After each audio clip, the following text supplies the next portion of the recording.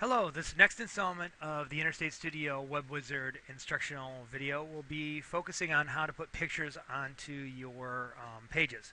It's a very simple process. There seems to be a little bit of confusion once in a while, but once I show you a few little tips and tricks, you'll see that it's not that difficult and you'll be able to get your book done in no time. So the first thing we're going to do is when you log in, you're going to be coming to your home page to put pictures on your pages and to work on the pages, of course. You're going to go to Yearbooks and then go to Edit Pages. Once you've done that, you are going to find yourself on page 1 of your yearbook. As you see, I'm on page 1 of 60. I can switch page by clicking the left and right arrow. That's going to move me to page 2 or page 3. Or if I know which page I want to work on, instead of going all the way through like that, I can jump right down to page 60 or 55 or 59 or whatever.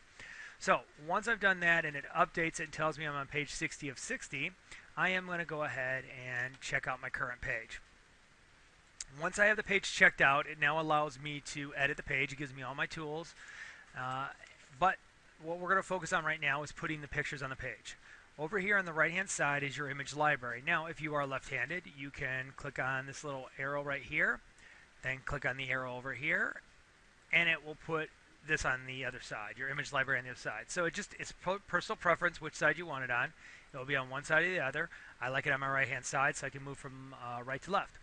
So here is my page. I've got it checked out. I'm ready to go. Over here you will see all your folders that you'll start creating with all your images. For this one right here, we're going to work with just with our clip art. Now this is our clip art. You have all the rights to it that you want, and so you can use anything in here. And if you're looking for something in particular, type in what you're looking for and it will come up. Like let's say you are the Knights. You click on a knight and you will search it. And you're going to see all the knights, including a couple Romans. So you're all set in here.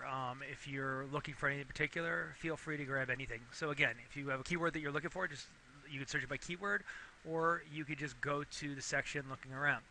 So I'm going to use my animals right here because I've got a couple of neat ones I like to use, and I know exactly what I'm going to use. Okay, now that I've got my animals up here, what I'm going to do is I'm going to start putting the pictures on the page. Now, there are 3 ways to put a picture on the page. The first one is to drag and drop the image on the page.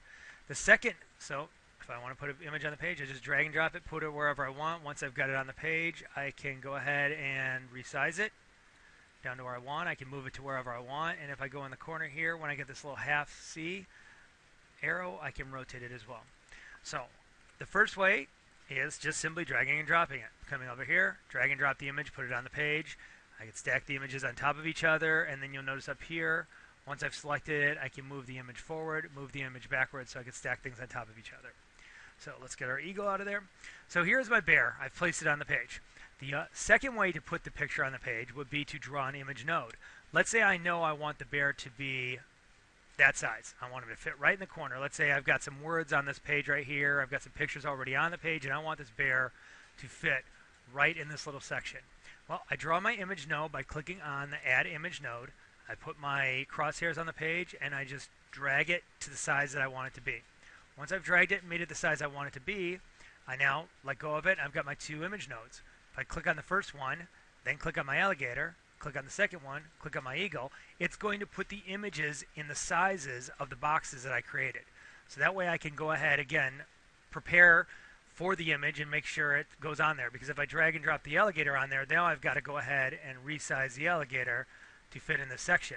Or I can draw the little box like I did to make it fit exactly what I want, and I can throw my armadillo right here, and I know he's going to fit because I made the box to fit that section. So again, you can drag and drop it. You can go ahead and create the image node. And then the last way to put an image on the page is to come into your page right here and pick a template. Now, some people are more creative than others. Some people are just going to want to drag and drop all the images on the page, resize them down to what they want, rotate them, move them around, jumble them up, make them look really pretty. Some people are going to be a little less creative, maybe a little bit more anal, and they want to make sure that the images are all exactly the same size, lined up nice and neat. As you can see, all these images are lined up nice and neat. So you might want to start with a template. Just because you use a template doesn't mean, though, it's going to stay this way. And I'll show you here in just a moment what I mean by that. But when you are over here and you come up to the page and you choose your page template, when you're going through them, you'll notice you've got blue and you've got white. Everything that's in white is where you would put words. Everything in blue is an image node. So you have text nodes and image nodes. If, let's say, I want to have a title of the page and I want to have a picture with some information about it, I would go ahead and I would pick maybe this one. Or this might be for like your teams. You've got 4 teams on the page and the description of the teams underneath it. So you can come through here and you'll see we have lots of different templates for you, so you don't have to try to recreate the wheel. And I'm going to go ahead and use this one here. As you see, it's got a nice title on across the top. It has got several boxes to put some candid pictures. So once I've picked it, I hit Use Selected, and you're going to see it's going to build out my page for me, and it automatically puts the image on hit page. Once I've done this, I can go ahead to put images in these boxes. I just click on the box, click on what I want. I'll explain this in just a second.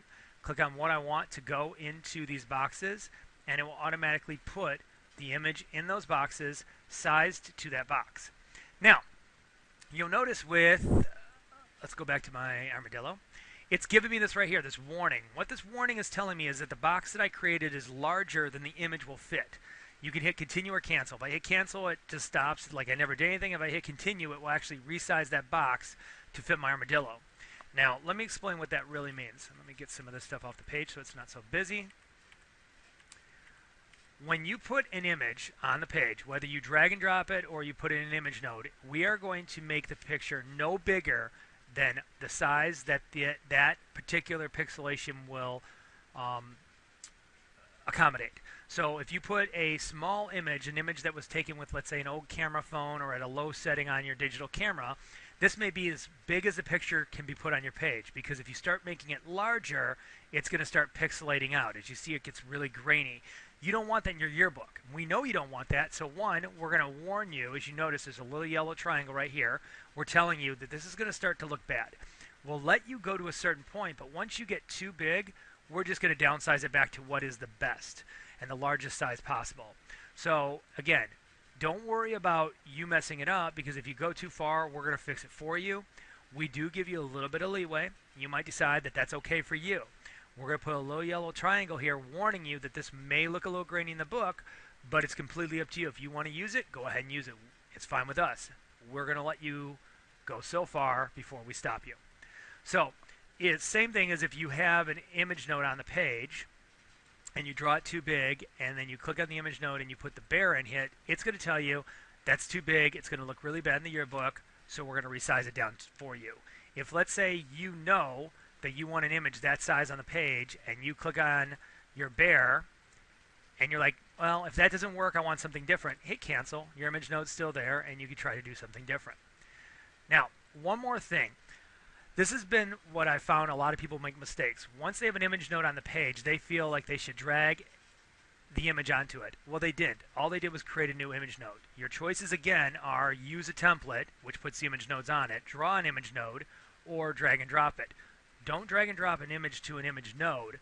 Instead, click on the image node, click on the picture, and it will then change out that image node with the picture.